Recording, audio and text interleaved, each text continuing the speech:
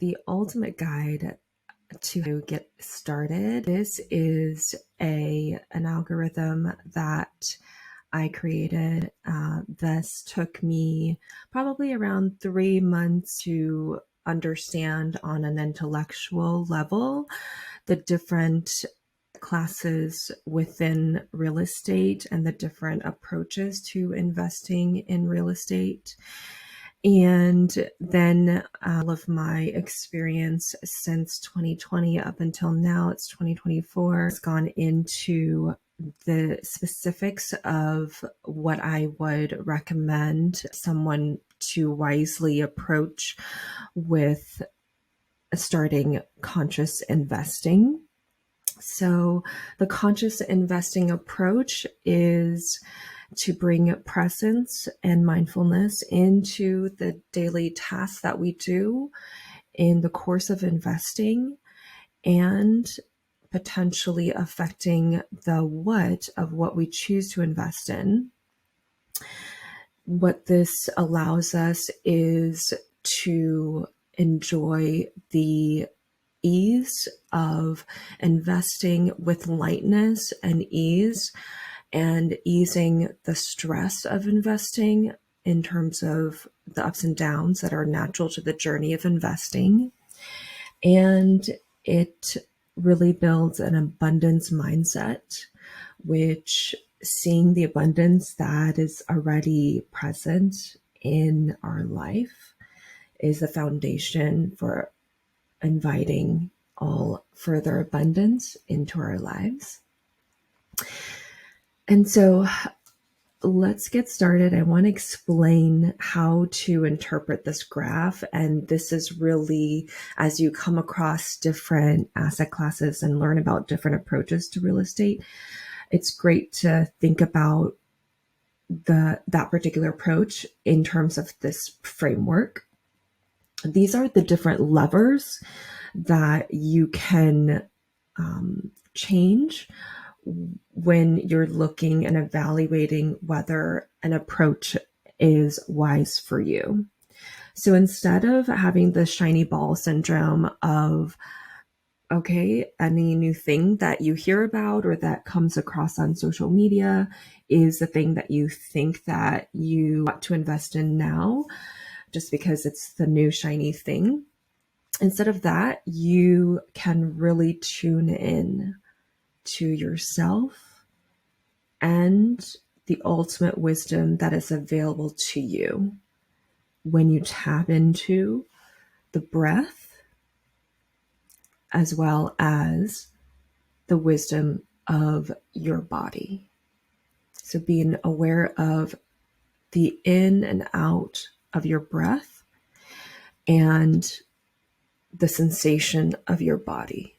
Is your body feeling at ease? And when you're tuning into that, maintain some awareness of the breath and the body as you listen, and listen especially to the pauses and silences between and underneath the words.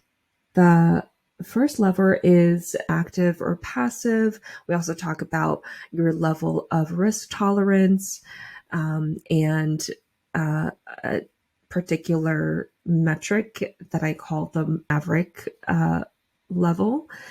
So starting with capital, the second one here, the thing about capital is a lot of people may consider this to be maybe one of your challenges when you're getting started. And so it's good to know what are the different options along the different lines of capital. And I'll be discussing each of these in great detail. So it is going to be a long video. We're going to get into a lot of detail. So as some of you may know, I invest in multifamily. I don't have any single family, and the capital that I used was myself and a partner. When it comes to capital, you really want to think about capital in terms of what is the capital that you're coming into with the partnership that you are envisioning might be wisest for you? So in other words, if you have either capital yourself or you have knowledge, meaning experience and knowledge, and you've done a lot of learning on real estate investing or investing in general, and you have hustle as well, meaning time that you can put into to source deals as well as manage operations once you have an asset, then those are really all the parameters of the golden triangle of investing. Most people don't come in with all of those things. And so if you have two or one of those things, you simply find that partner that might have the other component of those things. They don't necessarily need to be a partner in the deal, meaning having equity in the deal and someone that you are working 30, 40 years with. They could be someone that partners in as a capital partner, or you have the capital, you don't have the experience. So you're the capital partner and you are able to provide that capital to an investor that you trust, and then you can learn on that deal. So the triangle, that golden triangle, is something that is important to keep in mind. And so that's the capital that you should think of, is what is it that ultimately you decide to partner with, and you and that partner, how much capital do you come in with? So on the scale of capital, I will start from left to right, having low capital all the way to high capital. And so when it comes to capital, many of you may know about wholesaling being the technique where you don't need a lot of capital and you really don't necessarily need any, but you definitely need to have some hustle. And so on the other side of capital, you need a lot of capital in order to be a developer. And so a lot of times you are buying raw land or land that already has utilities on it and so on and so forth. And then you could be waiting a year or so before you can be allowed to build on that land. And then you have to build from, sometimes you have to do infills, so on and so forth. I don't need to get into development too much in this introductory video. Development is really not necessarily going to be the approach that you want to take when starting out for 95+% of people. Okay, so back to wholesaling. So wholesaling is the practice of obtaining a property under contract and assigning it to the buyer that best fits with that deal. And you are a connector of sorts. You're connecting the people that have maybe a deal that they don't see as a seller, or it could be an on-market deal. So the realtor does not see how to make this deal work. And then you connect this deal by seeing how it can be made to work.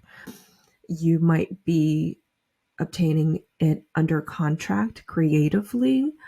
There might be a on-market deal that has been sitting on the market, and I'm watching some of these deals, and I can come in, and if it's a more experienced realtor, I would be very transparent with them, because they would be my source of deals very frequently long term. So I want to be very upfront about what I'm looking to do. And I'm really creating a win-win solution. This is something that sometimes wholesalers get a bad rap, because they are not always, I would say they're not always coming from experience. So wholesaling is something that I actually recommend to consider after you have had some experience in real estate. So that's a really, really uncommon, I would say, consideration, because wholesaling has the low capital component. But what happens is that it is much, much easier. And also you have a lot more credibility as an investor that has already done deals. When you go then to learn to start wholesaling, you really know, and you can really share with your buyers and then also with the sellers, that you know that perspective of what an investor is looking for. And then you can share a deal and you can get this deal under contract with the components, the terms that make the most sense to an investor. Really, I would say, wiser approach to wholesale is approaching it once you've already had some experience in investing. Maybe you have bought some of your deals and now you're out of capital and you don't feel like raising capital, or you don't feel like bringing in a capital investor.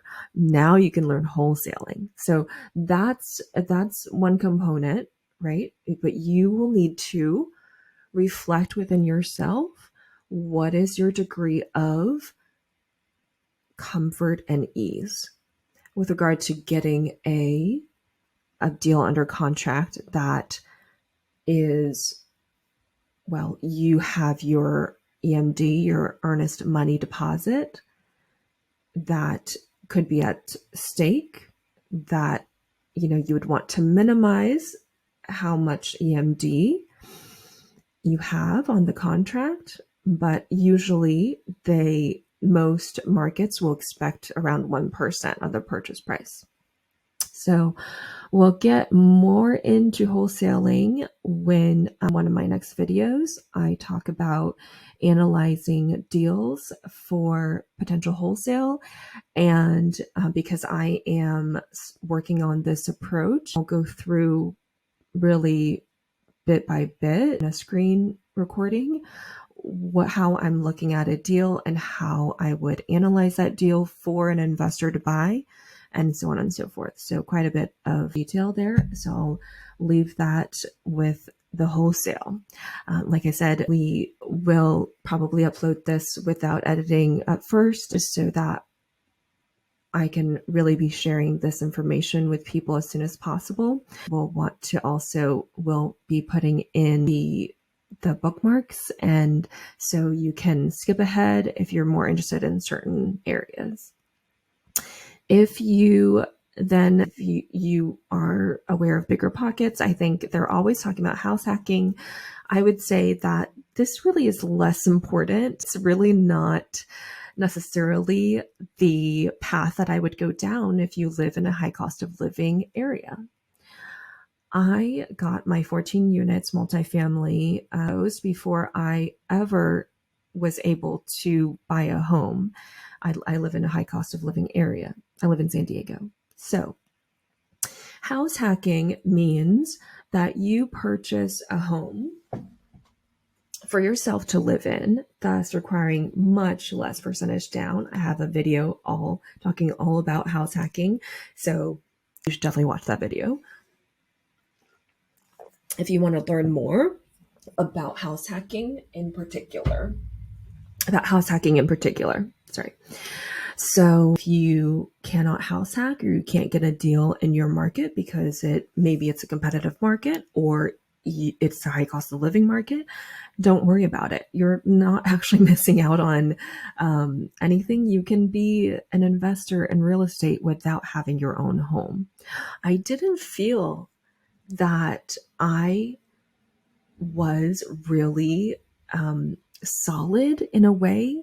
There's so much mind story around being an investor and investing in general. And so it was really a silly belief that the mind had. And now I practice with conscious investing, being the watcher of the mind. So, this being the mind, I step back and I'm the watcher of it. So, the silly things that sometimes go that our mind tells us, such as, well, you gotta have your own home, own your own home before, you are fully whatever. Yes, you can watch those thoughts and simply smile at them, because you don't need to believe your thoughts. So this is a great place actually for us to pause. Let's do some conscious breaths. It will be a really great place for us to practice. We can be learning and actively working on investing while maintaining some awareness of the breath. So close your eyes, please, and I'm going to do the same.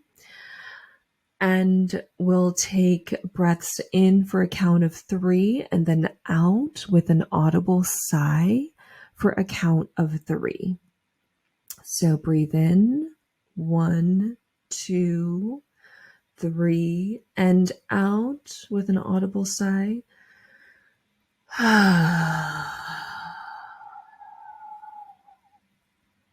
Excellent. And several more, keeping your eyes closed until I tell you. Breathe in for a count of 3. 1, 2, 3, and out.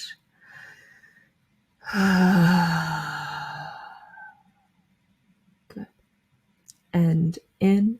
1, 2, 3, and out.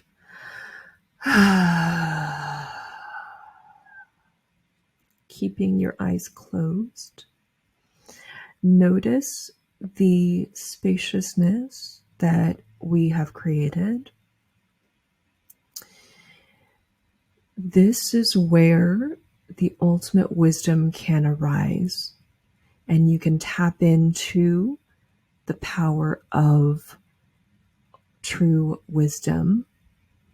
It's that power of developing fusion energy, limitless energy, versus an atomic bomb. Just because we can does not mean that we should. So when you're ready, slowly open your eyes, keeping some awareness of the spaciousness that we have created and the breath as you breathe in and out. The power of the breath is that it cuts the momentum of the mind.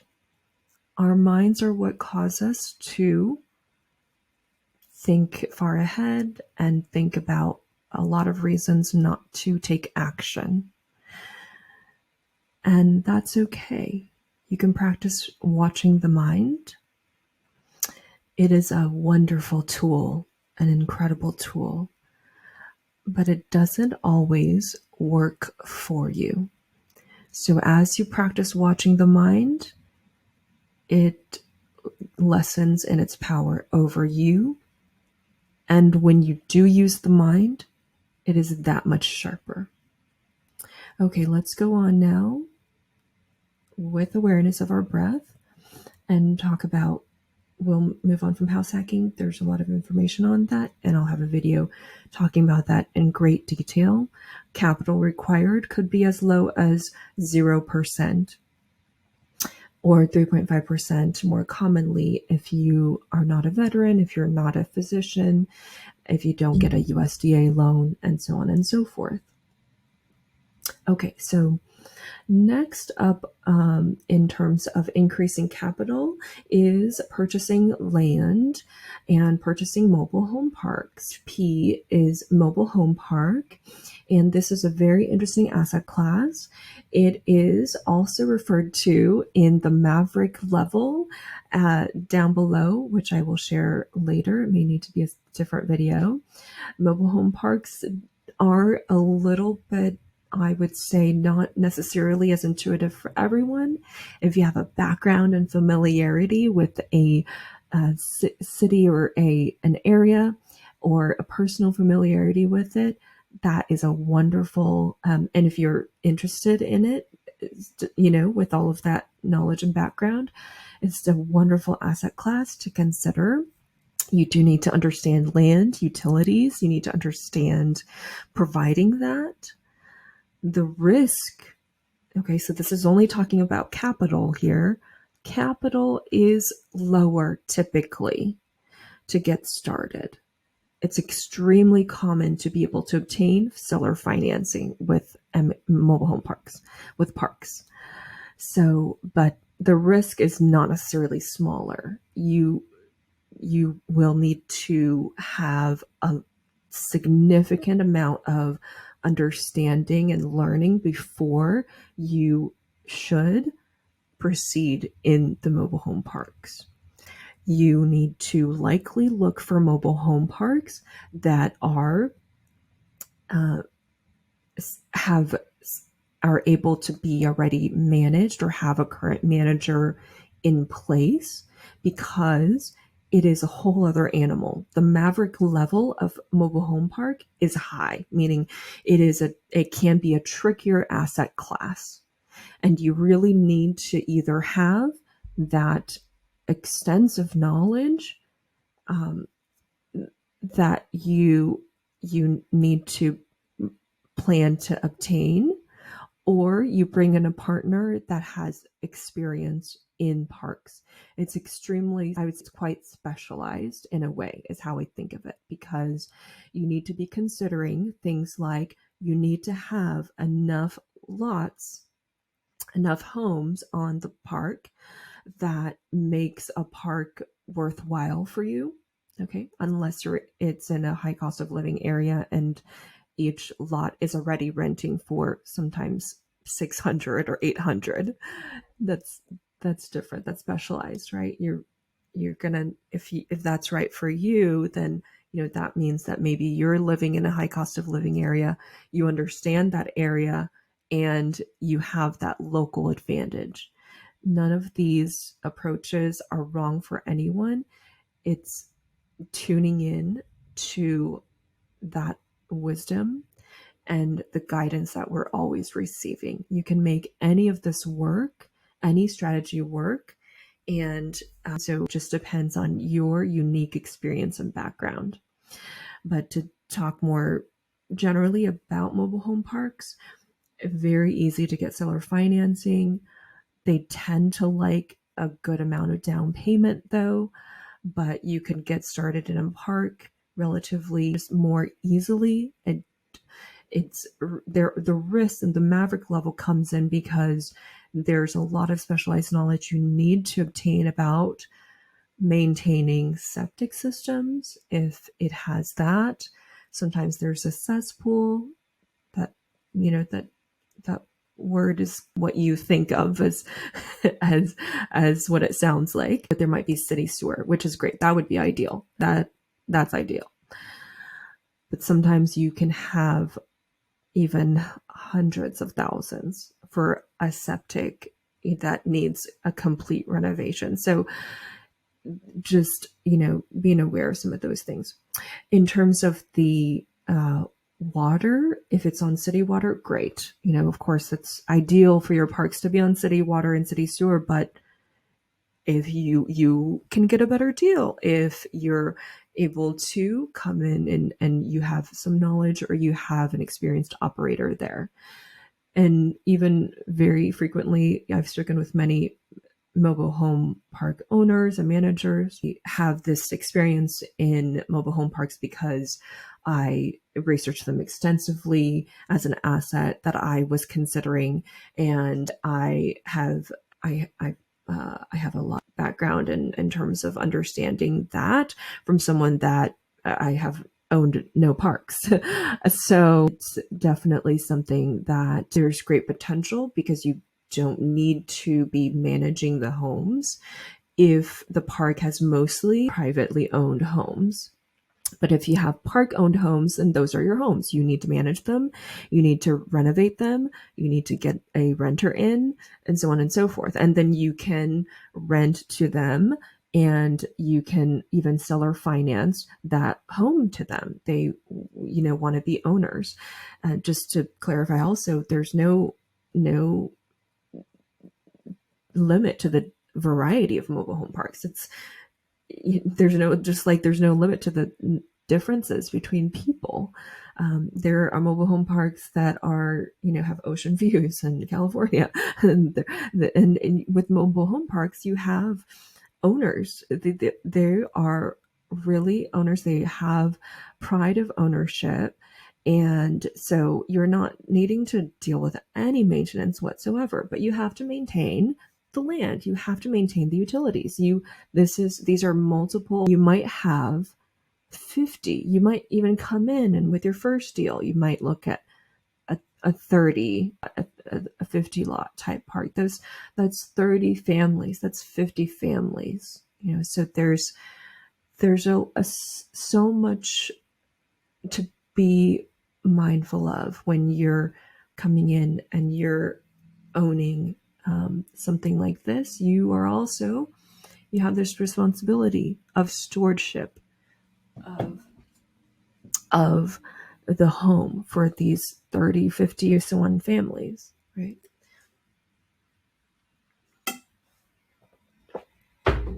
So that's mobile home parks. The other thing about mobile home parks is, the managers, they've also shared with me that you don't need to be a septic tank experienced person. You hire the experience in, right? The managers are not necessarily experienced in septic tanks. They know how to source. They have the contacts for the specialists of maintaining wells and maintaining septic tanks. So you don't have to know all of these things, but you do have to know a bit about the risk involved. You really need to understand that.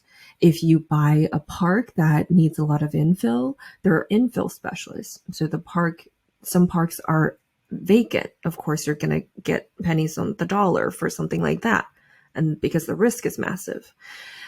If it's already 85 to more percent occupied, well, fantastic. You really don't have that much risk, but you have to look back at, is the pattern of occupation of occupied lots increasing, or is it decreasing? So on and so forth, right? Okay. So now let's talk about land investing. So land is also potentially very frequently seller finance. It can require much less capital. And of course, just like with parks, land is also as vast and different as you can imagine, as people are. You could have land in Hawaii, you could have land in the desert in California, in Joshua Tree. There's a lot of land for $5,000 a pop, right? And of course, it may have no utilities. It would also potentially take hundreds of thousands, even depending on where that land is located, to run utilities to it. So, of course, that land is available for the $5,000 a pop or something like that. Never be looking at deals by thinking that this appears as a deal. It can be the most expensive deal you can imagine. Okay, so note what the mind does in terms of it's a little bit it can be a little bit like a little bit of greed. That's okay. That's okay. You can smile at it. Okay, but let's take it down and notice. Well, we can also really see and perceive. Okay, if it's something that looks too good to be true, often it is. So land, seeing if this land is dependent on the uses for land. There's the approaches that people take are, for example, buying and holding. That's much rarer because you want to either develop that land or you want to sell it, flip it to someone that will develop that or use that land.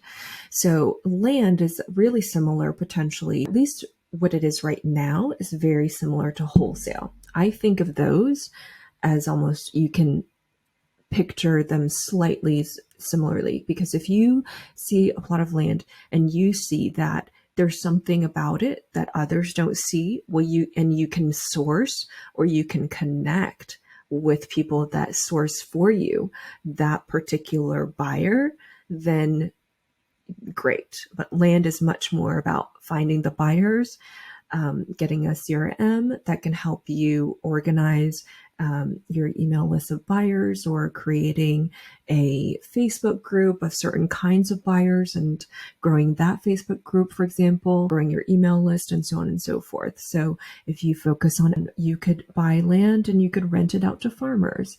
You could buy land and you could then sell it with seller financing to people who want to bring their tiny homes on the land.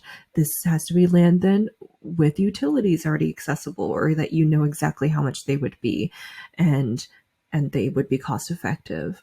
You could buy land that is perfectly situated for everyone goes across this area, and so you build a billboard or you sell it the rights to build billboards there. Of course, develop the land yourself. So you can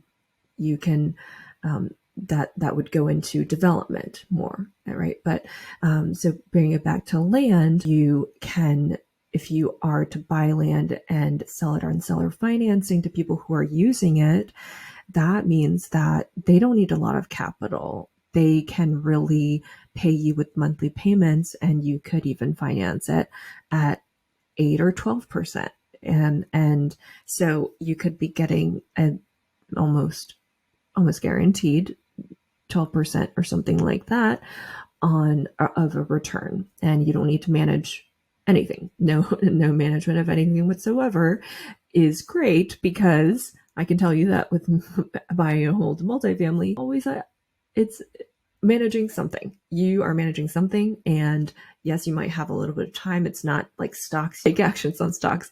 I don't even know what the terminology there is, but you can't wait, right? But with managing buy and hold, you have the time to kind of think about what are your options, to research them, and so on and so forth. If you are just too busy, like I am sometimes, it gets put on the back burner, and sadly, and then you tend to it when you can, but it's not a passive, right? We're talking about capital here. There's degree of passivity on another metric. Yeah, it's not a passive investment, just in general. Let's be clear. It is going to require some degree of management, and sometimes it can take up a lot of your time when you're managing renovations, when you're being more active, and you're still working to stabilize the property. So, okay, back on to the topic of land. That really is a good snippet about land investing, that you can often purchase with seller financing. And so even perhaps you could offer, 10, 20% down, and you don't have to go to a bank. It's more difficult actually to obtain bank financing with land. So seller finance is almost the norm. So you wouldn't need to worry about credit and things like that. You should always be concerned about your credit, though, just so you know, because as an investor, you need to be working on that, right? You need to be working on these aspects of your investing wellness, because it's going to greatly affect the potential options you have as an investor. Okay, so here, when I'm saying out of state here, the note here is OOS, out of state. It's referring more to if you were in a higher cost of living area, for example, and you want to think about out of state investing in a variety of asset classes. There's potential there for it to be lower capital than otherwise. So it's labeled there just to designate that as an option for those of you that are in higher cost of living areas. So for the most part, though, if you are in a higher cost of living area, it may still make sense for some of you to look at how to invest in your local market, because the biggest builder of wealth is appreciation. So it's the everything that is there out on the interwebs about cash flow. Of course, that is the potential, but in reality, the most powerful avenue of building wealth that real estate provides is the appreciation and depreciation on your taxes. That is oftentimes the biggest lever, because if you have a 20% increase on your asset and it's $1 million asset versus $300,000 asset, that 20% is vastly different between the two.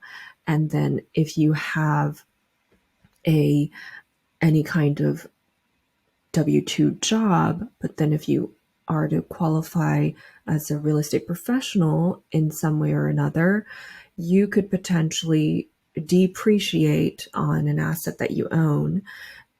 It could be 30-40% of the income that you would otherwise be losing to taxes. And so a lot of times these levers in real estate, the appreciation and the depreciation being some of the biggest ones, along with leverage. Of course, you could be getting into a multifamily at 3.5% down, and then you have that whole 96% that is being 96.5% being leveraged, that the bank is helping you to purchase this asset that you can then control, and then you have all of the benefits of it. So you have the leveraging of the bank, and then you have the principal pay down. Your tenants are paying down the principal, and you have that cash flow, maybe, depending. And if you don't, because you're house hacking in the high cost of living market, that's, of course, just fine. No problem. Then we move on to multifamily. I'll go back to buying notes in a little bit. So meanwhile, multifamily, as I mentioned, you really want to consider holistically reflecting and also networking, going to local groups and meeting the other investors in your area. So recall the golden triangle of investing. If you have maybe some hustle, you maybe you have some time, and then but you don't have, the knowledge or the capital, then okay, you might be able to get that lower percentage of equity in a deal, but it helps you get started and you get the experience and so on and so forth. And so, maybe you're putting up the capital that you have, but then your investor also puts up capital and they bring in experience, and then you get that smaller relative percentage relative to your capital of the equity. And of course, that's fine, right? That is just the value that each partner is bringing. Maybe you have the capital, you don't have the time, you don't have the hustle, you really just, you're a professional and you're concentrating on, well, I want to get some experience, and I want to get all the benefits of real estate investing that I mentioned. But you don't have experience, and you don't want to spend any time. Okay, so find someone that has the experience and has time to hustle. So then you are the capital partner, and you bring in the capital, and then you give them that component of the equity to manage and source the deal and to make the deal happen, and so on and so forth. Okay, so just the bigger picture of thinking about how to get into some of these areas that require higher amounts of capital, for example. And single family, I didn't list here, but I need to list here. And then commercial real estate, CRE, is commercial real estate. So commercial real estate, as some of you know, it may not be as intuitive to people. For me, why multifamily works is I've lived in condos, apartments, rentals all my life. And I simply didn't know anything about real estate investing before 2020, before I learned about it. And so I intuitively understand what it's like to live in a multifamily, and that is just as something that I intuitively know how to evaluate some of the location characteristics and so on and so forth. And it was overall learning about it, felt there was a degree of ease. That ease is important to tap into, to be aware of the ease that you have within the body. A lot of times you see on social media and whatnot that you actually need to push forward through your fear, and you have to pursue what it is that feels fearful or scary to you. I would say that from the wisdom perspective, it's better to understand it in a sense of how do you see that when practicing watching the mind. If the mind has fear going into something and you practice being the watcher of that, not believing necessarily what the mind says, then okay, that's okay. But sometimes there is actual physical changes and physical sensations that I'm referring to is a really great indicator, because the mind can actually work against you and tell you something that's not actually the case, such as, well, this is, a scary thing. But if you still have some degree of ease in the body, then there's actually wisdom that's in our bodies, much more so than sometimes when we just listen to the mind. So that wisdom is, if you feel a degree of ease still, then that is a great indicator. And so it is when you learn about all these asset classes and the power that they have, and you hear about the success stories, not the failures. People just don't usually tend to talk about that or feature guests that are talking about how much I've lost in this asset class. Recognize that it is a limitation there in research terms, right? That's just not accurate. It's not a fully representative sampling of what people's experiences have been. It's actually much better to get into an asset class and a market that is much more intuitive for you. You can make that work, even if it goes against traditional types of wisdom, and if nothing trumps your personal knowledge and your personal experience and the unfair advantages that you personally have. So you can actually, the best things to do is to understand these frameworks, okay, the general risks that all of this knowledge is out there. And then you need to tap into your personal experiences, your personality itself, your risk tolerance, and then of course tapping into presence and the wisdom of your body. Then you can most wisely move forward in the way that is wisest for your individual situation. All of these, people that talk about, oh, this is the right thing for anyone getting started, wholesale. You just have to do wholesaling. That's just completely false. That's just not the case. That is not the wisest path for probably most people. I didn't have any comfort, or I didn't even consider wholesale at all. And that just would not have been wise for me. Even once I was in multifamily, and also I had basically spent my capital multifamily. I didn't, necessarily just think just because of that, I'm now relegated to one thing or another, wholesale, instead of I could bring in partners, or I could, do a variety of different other things.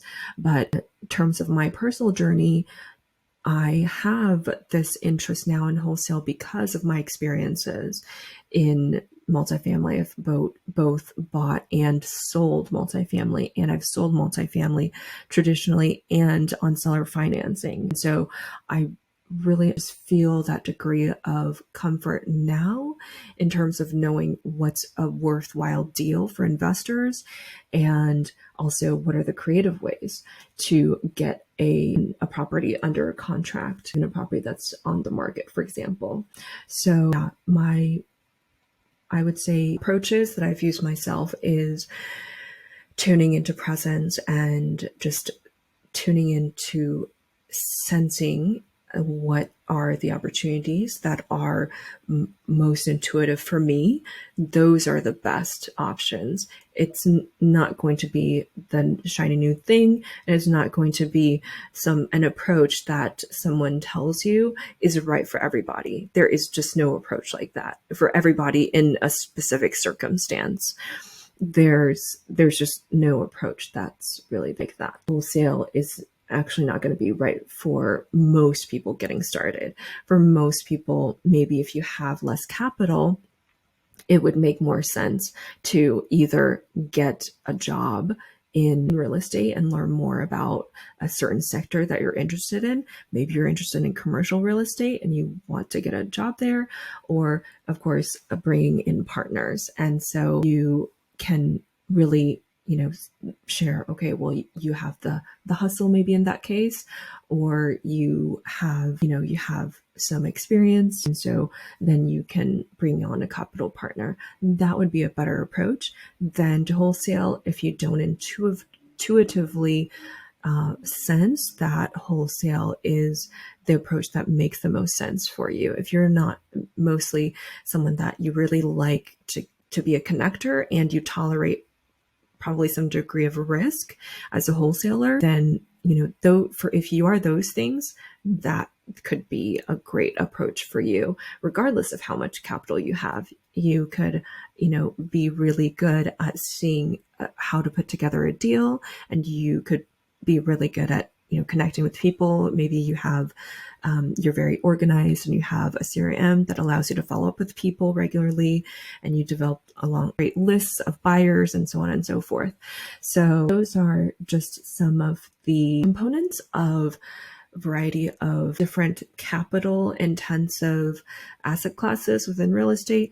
We have many more that will be for other videos down the line. This algorithm is available to you if you sign up make sure you sign up we'll be sharing my wholesale creative deals, especially. I'm especially in the Texas market. And then of course I'll be intermittently just sharing some of the resources that I develop. And they'll be available to anyone on that email list at consciousinvestor.com. Okay, thank you so much for watching. Thank you so much for watching. Please comment below, what is one thing that you found or that you heard that was helpful for you? And please make sure that you subscribe for more content on the conscious investing approach if you found this helpful. To take a conscious breath now, and perhaps you may want to watch next video that I talk about how to afford to purchase a home in a high cost of living area like Southern California where I live. And otherwise, maybe you can take a moment and pause and just take that to be your YouTube experience at this time.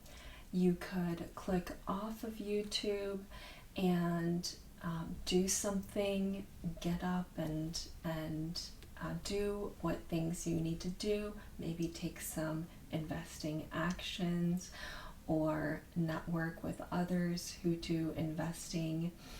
And so that means that potentially this could negatively affect the reach and the results of this video if you were to click off of YouTube, and that's really okay. If you still want to support, please make sure that you subscribe, like, and turn on the notification bell on this video so that you can show that you are interested in this type of content, and then that way that doesn't necessarily have to totally devastate how this content gets shown to other people who may also benefit from it. Thank you so much. Either way, if you decide to do more learning here on YouTube or just more entertainment and enjoy your time on YouTube, be present with that and enjoy it to its full depth. Enjoy the taking it easy and relaxing. Or if you are to decide to take this moment and get into presence and maybe take other actions, that's great as well. Doing it with a conscious approach, fully moving into either decision that you take, is going to allow there to be no negativity, whichever decision you decide to make. Thank you so much for watching. Bye.